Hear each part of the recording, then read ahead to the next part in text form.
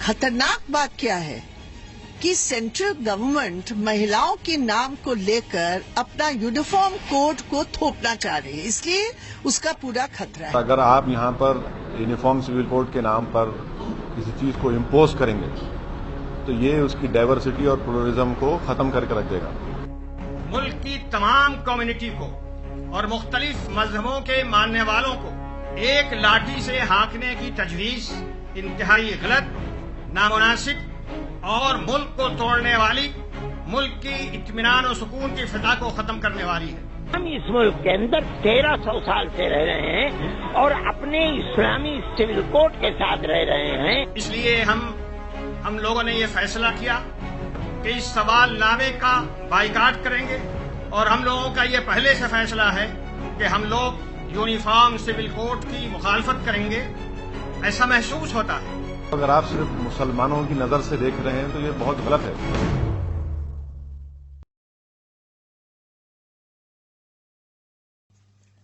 अच्छा, आप लोग देख रहे होंगे ये एक वावेला मचा हुआ है पिछले 4-5 दिन से। यूनिफॉर्म सिविल कोड और ट्रिपल तलाक, मुस्लिम लॉज और इंडियन लॉज और दूसरा कॉन्स्टिट्यूशन जो है। पहले यूनिफॉर्म सिविल कोड है क्या बोलते हैं हम लोग। It is the proposal to replace personal laws based on scriptures and customs of major religious community in India with a common set governing every citizen. अब इसका मतलब ये है कि आप जितने भी आपके अपने अपने लॉज है, जैसे कि मुस्लिम एक रिलीजियस तरीके से उन्होंने अपने कस्टम्स रहते, क्रिश्चियंस रहते, शादी रहती है उनकी, डिवोर्स रहता, जो भी है उनके अपने लॉज। तो इंडिया में ये राइट एंजॉय करते लोग कि अपना रिलीजन के हिसाब से भी कस्टम्स कर सकते। तो करंट गवर्नमेंट जो है ये बोल रही कि सबको अबॉलिश कर दो और एक ही लॉ हर सिटीजन को रखो। मानते हैं हम अच्छी चीज है, लेकिन हर एक का एक कस्टम रहता, हर एक का एक रिलीजियस बिलीफ रहती और इंडिया है इसी के लिए मशहूर। अब इसमें कुछ दिन से टॉपिक चल रहा ट्रिपल तलाक, बैन करो, अबॉलिश करो। उसके बाद बोल रहे यूनिफॉर्म सिविल कोड रखो।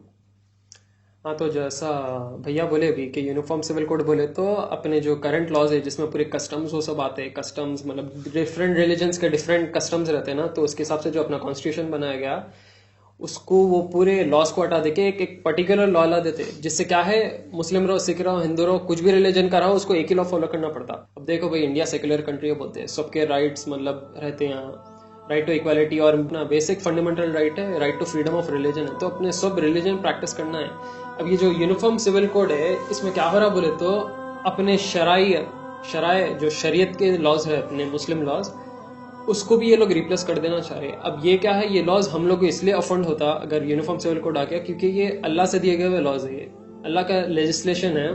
अब उसको रिप्लेस करके किसी और का लेजिस्लेशन हम लोग के ऊपर नहीं आ सकता। अब हम लोग का फर्ज है शराय को फॉलो करना, शरीयत को फॉलो करना, तो हम मुस्लिम्स को भी नहीं, दूसरे दलित्स वालों को भी इससे फर्क पड़ने वाला है, क्योंकि उनके भी रिलीजन में ये इंटरफियर होने वाली चीज। ये हम ही नहीं, मुस्लिम पर्सनल लॉ बोर्ड भी बोले जा रहे हैं। अब ये मुस्लिम पर्सनल लॉ बोर्ड कैसा है बोले तो पुश करते कॉन्स्टिट्यूशन में अपने लॉज के हिसाब से। ये मुस्लिम पर्सनल लॉ बोर्ड में कौन कौन है बोले तो इसमें पूरे उलमा हैं, इसमें तबलीग है, अहले हदीस है, दियोबंदी है, और यही बोल के नहीं, शिया उलमा भी साथ दिए कि शराय के हिसाब से थोड़े लॉज इंप्लीमेंट होना चाहिए। तो ये मुस्लिम पर्सनल लॉ बोर्ड अब हमारे लिए लड़ रहा कि ये यूनिफॉर्म सिविल कोड नहीं होना। क्यों बोले तो इससे बहुत लोगों को नुकसान होने वाला है। लॉ हर एक का एक रहता, मर्डर करो आपको सबको एक ही लॉ एप्लीकेबल है, आप चोरी करो आपको लॉ एप्लीकेबल सेम है हर सिटीजन को। लेकिन अब हमारा मैरिज स्टाइल डिफरेंट रहता, एक क्रिश्चियन का डिफरेंट रहता, एक हिंदू का डिफरेंट रहता, डिवोर्सेस अलग तरीके से होते, जमीन के उसके आने के करने के, ये पूरे अलग अलग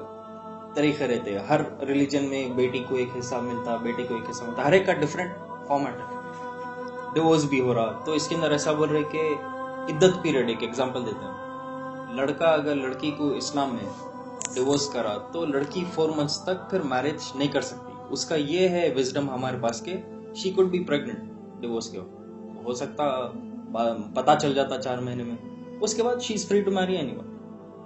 तो अब यूनिफॉर्म सिविल कोड लॉ के हिसाब से अगर आज डिवोर्स कर दिया लड़की को, कल का कल आप फिर किसी से भी शादी कर ले सकती हो, जो हमारे इस्लाम में इज नॉट अलाउड। अब ये क्या कोई भी क्यों अपने रिलीजन में इंट्रोड्यूस करना चाहेगा, ये क्या है हम लोग के गॉड के तरफ से मिलेगी बिलीफ्स, यूनिफॉर्मिटी हमारे भारत में कैसा है बोलूं मैं, अगर हमारे इंडिया पे कोई अटैक करा हम पूरे यूनाइट हो जाते उसके अगेंस्ट। इसमें यूनिफॉर्म है हम लोग, लेकिन अपने पर्सनल बिलीव्स हम अपना एंजॉय करते, हमारा राइट है। इंडिया खास है, डाइवर्स सेक्युलर कंट्री, तो उसमें हम हमारे हद तक वी आर हैप्पी।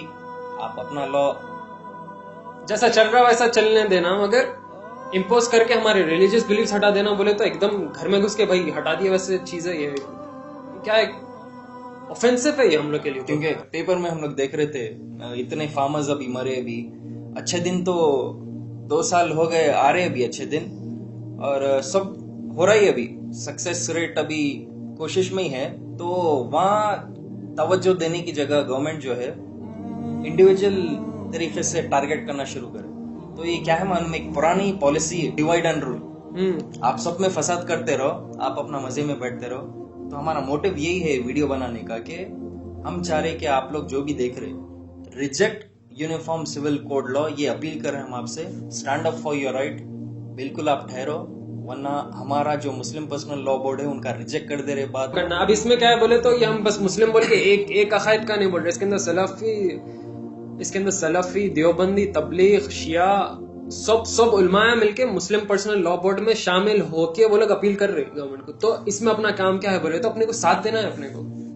तो ये वक्त है, देखो आप अब यूनाइट होना। जब कॉन्स्टिट्यूशन बनाया गया था फ्रीडम के टाइम पे, तो उसके अंदर क्या है, सबकी यूनिफॉर्मिटी रख के बनाया गया था, सब रिलीजन को दिमाग में रखते हुए पूरा बनाया गया था। क्यों बोले तो सिर्फ इंडिया एक जने का ही नहीं है, वर्सेटाइल है इंडिया। तो उसके अंदर क्या है, अपने मुस्लिम सिख सब लड़े, अब हम भी साथ दिए, हमारे एंसेस्टर्स भी साथ दिए, सबका खून बहा।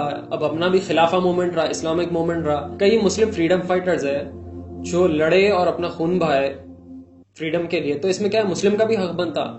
मगर जो देश के लिए लड़के मर गया, अब देखे तो वही इंसान के बिलीफ्स को चेंज कर दे रहे बोले तो ये अच्छी चीज नहीं है। अब थोड़े बहुत मुस्लिम मशहूर जो फ्रीडम फाइटर्स थे उनका नाम है अबुल कलाम आजाद, हाकिम अजमल खान, रफी अहमद किदवाई, मोहम्मद अशफाक उल्ला खान, खान अब्दुल गफ्फार खान। ऐसे बहुत है अपने जो मुस्लिम फ्रीडम फाइटर्स है जो इंडिया के लिए लड़े, सब करे। मगर अब क्या हो रहा, टाइम जैसा आ गया, अब अपने पर्सनल लॉज में डिफरेंशिएट करना शुरू कर दिए। अब लोग बोलेंगे भाई हम क्या करना, फिर अब क्या करना, ये वीडियो बना के आप क्या बोलना चाह रहे हो? बोले तो stand up for your right, late it be known. Facebook है, सोशल मीडिया है, ट्विटर है, इस पे आप लोग अपना ओपिनियन वॉइस करो, सपोर्ट करो MPLB को, जिसका मतलब है मुस्लिम पर्सनल लॉ बोर्ड, जो उन्हें वॉइस ओपिनियन करे। 2 दिन पहले उन्हें यही बोले कि रिजेक्ट करो यूनिफॉर्म सिविल कोड लॉ, या ऐसा चीज मत, ट्रिपल तलाक, ये सब बैन, ये सब कुछ भी मत करो, कोई बैन की जरूरत नहीं। शरिया के हिसाब से आज तक सब मुस्लिम फैमिली सुकून में रहे, इंडियन लॉ रिस्पेक्ट करते हुए। कुछ लॉ स्पेसिफिक उनके हमारे ऊपर भी एप्लीकेबल है, लेकिन कुछ हमारे जो पर्सनल लॉज रहते, let it be to yourself. क्यों बोले तो अपने हदीस में 3 चीज है, या तो हाथ से रोको, या आवाज से रोको, या दुआ करो। अब हाथ से तो आप कर नहीं सकते क्योंकि मुस्लिम पर्सनल लॉ बोर्ड अपने लिए लड़ा। अब आवाज उठाना बोले तो आप लोग कर सकते, क्यों बोले तो सोशल मीडिया इतना बड़ा प्लेटफॉर्म है, उससे रेवोल्यूशंस आ जाते। दुआ तक की तो नौबत नहीं आना, मगर अपनी आवाज से इंशाअल्लाह ताला नहीं होगा, ये यूनिफॉर्म सिविल कोड अपने पे नहीं पड़ेगा। और ये हम लोग वीडियो भी इसलिए बना रहे क्योंकि अब आप, मैं, हम लोग भैया सब अपन लोग हैदराबाद में रह रहे, तो हैदराबाद में क्या है, अपने को बहुत ज्यादा सेफ्टी है अल्हम्दुलिल्लाह। मगर जो हैदराबाद के बाहर अगर अपन लोग गए तो वहाँ के उतने सिक्योर टाइप के फीलिंग नहीं है अपने मुस्लिम ब्रदर्स में। तो वहाँ उतने पावरफुल लीडर्स है नहीं जितना अल्हम्दुलिल्लाह हमारे हैदराबाद में है भी, और यहाँ पे बहुत अमन शांति से है। तेलंगाना स्टेट में वी आर वेरी हैप्पी।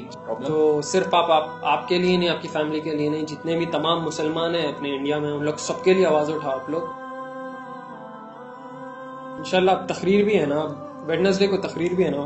हाँ, MP बैरिस्टर असदुद्दीन साहब इसके बारे में और डिटेल देने वाले हैं। अगर आपको फिर भी अभी कंफ्यूजन है थोड़ा, ये हो रहा क्या या क्या कर सकते हैं आप, तो दारुस्सलाम में ये वेडनेसडे, हाँ, पूरे उलमा रहेंगे, पूरे डिफरेंट स्कूल ऑफ थॉट्स, अहले हदीस, देवबंदी, सूफी, शिया, सब उलमा रहेंगे और सब मुस्लिम पर्सनल लॉ बोर्ड को सपोर्ट करेंगे, अपने शरिया लॉज को सपोर्ट करेंगे।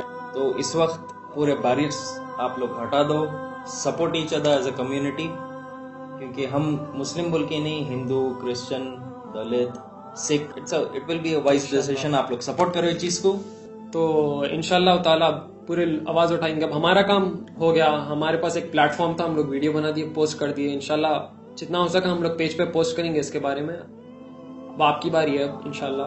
वी फेल्ट हमारा भी ये काम है, फर्ज है भाई, फर्ज है आपका। आप आपके दीन को बदल दिए बोले तो कैसा रहता, बहुत गलत बात है। क्यों बोले तो मरने का अल्लाह ताला को जवाब देना रहता, आपको आपके दीन के लिए ठहरना रहता। खुदा भी देख रहा, होप के everything turns out to be अच्छा हो जाए जो भी है।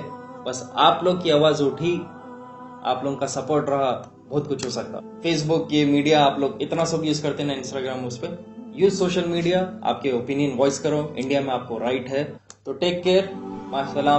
थोड़ा सीरियस वीडियो हो गया ये हफ्ते के लिए, लेकिन करंट सिचुएशन में जरूरी था हमारे को बनाना।